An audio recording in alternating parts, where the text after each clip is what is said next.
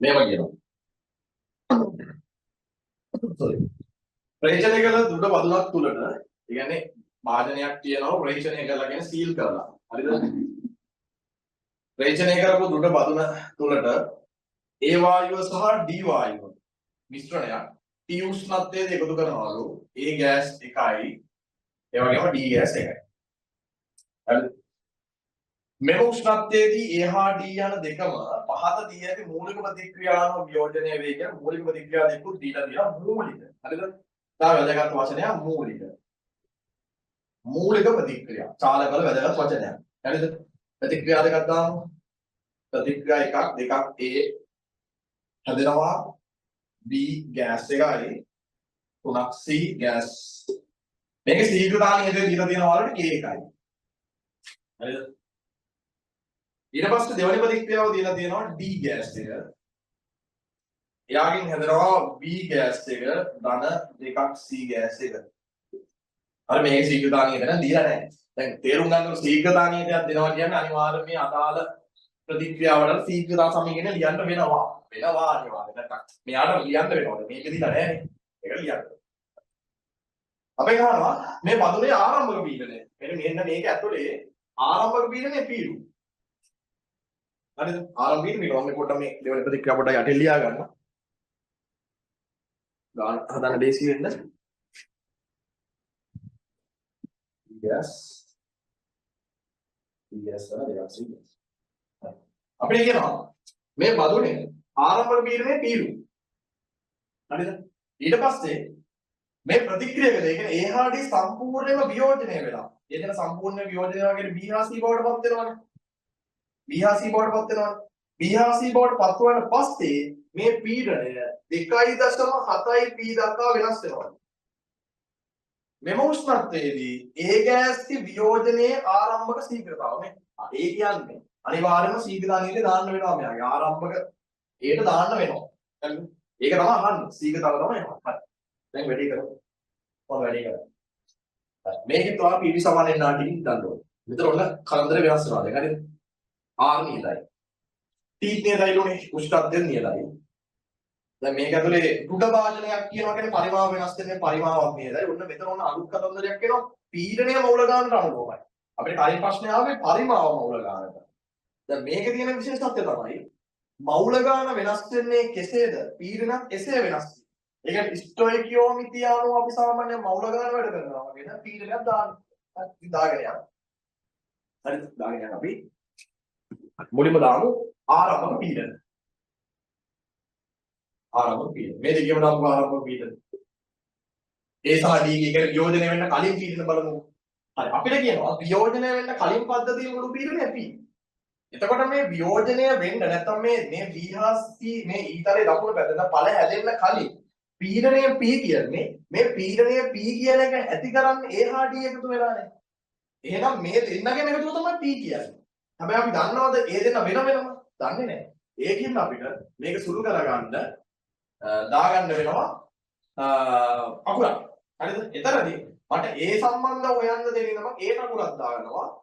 සහ ඒට අකුරක් දානකොට හොඳට මතක තියාගන්න දැන් A සම්පූර්ණයෙන්ම වියෝජනය වෙලා B හා C හදන හින්දා B හා C ගන්න ලේසි වෙන්න ඒට මම දාගන්නවා 2x කියලා. එහෙම වුණොත් ස්ටොයිකියෝමිතිය අනුව ලේසියෙන් BC ගන්න පුළුවන්. මොකද ස්ටොයිකියෝමිතික අනුපාතයෙන්මයි මම අකුරක් දාගන්නේ. හරිද? 2x. එතකොට D ගේ ආරම්භක පීඩනය ගන්න පුළුවන් අපිට මුළු පීඩනේ P නේ. පීඩන 2x. එතකොට ආරම්භයේදී මේකක් තියෙන්නේ.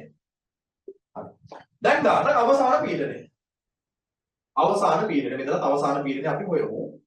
අවසාන පීඩනය කියලා කියන්නේ මේ 2x සම්පූර්ණයෙන්ම නැති වෙනවනේ එයා ඉවර වෙනවා.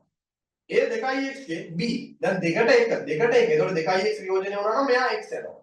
දැන් ඔයාලා තේරුම් ගන්න ඕනේ අයි මම මෙතන 2x කියලා දාගත්තේ කියලා. ඔයාලට x කියලා මම මෙතන දාගත්තා නම් මෙතන එන්නේ x බෙදීම 2 කියලා. භාගෙ විදියට එන්නේ. සුළු කරන්න අමාරු වෙනවනේ. ඒකින් තමයි මම මේ විදිහට දාගන්නේ. මේ 2x ගෙන් b x හදනවා.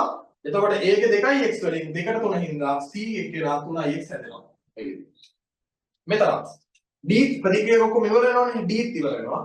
එතකොට ඊතර අනුපාතයේ 1ට 1. එතකොට මෙයා හැදෙනවා p ඍණ 2x ප්‍රමාණයක්ම. ඒ වගේම c හැදෙනවා d වගේ දෙගුණයක්. ඒ කියන්නේ දෙවාරයක් p ඍණ 2x ප්‍රමාණයක් හැදෙනවා. හරිද? දැන් අපිට දීලා තියෙනවා තව දත්තයක් පද්ධතිය අවසාන පීඩනය. දැන් පද්ධතිය ආරම්භක පීඩනය නිර්මාණය කරන්නේ A හා D නේ. අවසාන පීඩනය නිර්මාණය කරන්නේ B හා C. ඒ කියන්නේ පද්ධතිය අවසාන පීඩනය සමාන වෙන්න ඕනේ.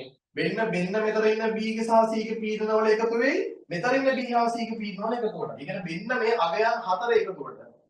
මෙන්න මේ අගයන් දෙකේ මෙන්න මේ අගයන් දෙකේ එකතුවට මුළු පීඩනය 2.7යි B සමාන වෙන්න ඕනේ. අපි සමාන කරමු. 2.7යි B සමානයි. මෙතන එකතු කරොත් ඔයාලට 4x කියලා එනවා. ධන පීඩන 2x එවුවා මෙතන පීඩන 2x එවුවා 2යි මෙතන පීඩන 2x එවුවා 1යි ඔක්කොම පීඩන 2x එවුවා 3යි. හරි සුළු කිරීම කරොත් ඔයාලට මෙතන 2.7යි p එනවා. මෙතන 4යි x එනවා. වරහන් කැඩුවොත් 3 වරක් p 3යි p ඍණ 3 වරක් 2 6යි x කියලා එනවා. ඍණ.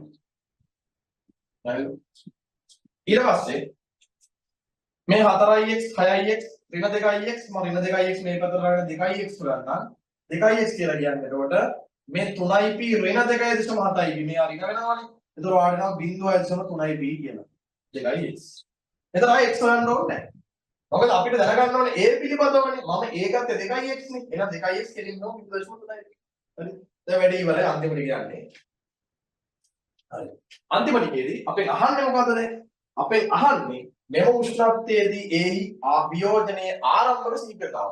මෙන්න මේ වියෝජනයේ ආරම්භක ශීඝ්‍රතාව තමයි යහන්නේ. ඒක කොහොමද හොයන්නේ? මෙහෙමද දැන්.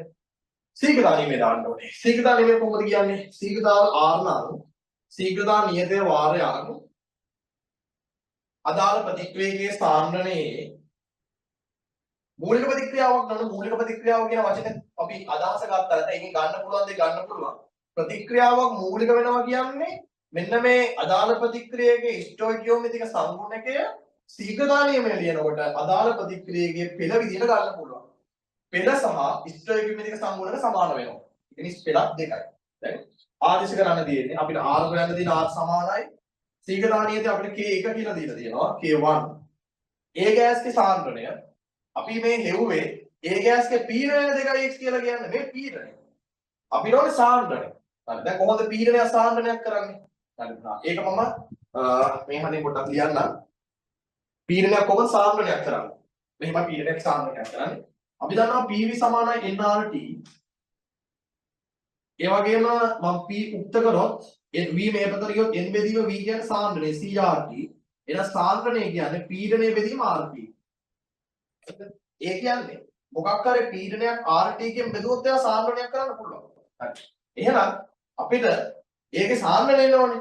ඒකේ පීඩනය කියන්නේ 2x නේ. 2x පීඩනය කියලා කියන්නේ 2x කියන්නේ 0.3ip. එහෙනම් අපි බෙදලා දානවා 0.3ip. ඒක බෙදනවා පීඩනය නෙමෙයි සාන්ද්‍රණයක් කරලා RT කින්. RT කින් බෙදලා වර්ග කරනවා. හරිද? දැන් මේක පොඩ්ඩක් සුළු කරන්න තියෙන්නේ අපිට පුළුවන් මේ 0.3 වර්ග කරොත් එනවා 0.09 එළියට ගන්නවා. ඒතර එනවා 0.9යි K1 එක වරහන් ඇතුළේ එනවා. ඉතුරු වෙනවා P බෙදීම RT ගේ වර්ගය කියන්නේ. හරිද? අපිට උත්තරේ ගන්න වෙන්නේ 19ට 3 වෙනි උත්තරේ කියලා මේ විදිහට ගන්න පුළුවන්. ටිකක් දිග ගානක් වගේ වෙද මේක විනාඩි 2කින් 3කින් අපිට කරගන්න අමාරුයි. සාමාන්‍ය අවම විනාඩි 5ක් අතර මේක සුළු කිරීම කරලා හිතලා වැඩි කරගෙන අවම. හරිද? එතකොට මේ වගේ ලොකු ප්‍රශ්න වලට හිතන්න කාලය අපි ගන්න ඕනේ. අර ඉක්මනින් කරන්න පුළුවන් ප්‍රශ්න වලින්. එතකොට මේක බැලන්ස් වෙනවා. හරි? අවශ්‍ය දෙයක් තියෙනවා නම් දාගන්න. ටිකක් දිග ගානක්. පොතට හිතලා දාගන්න. චූටි කාලයක් දෙන්නම් මම වැඩිපුර.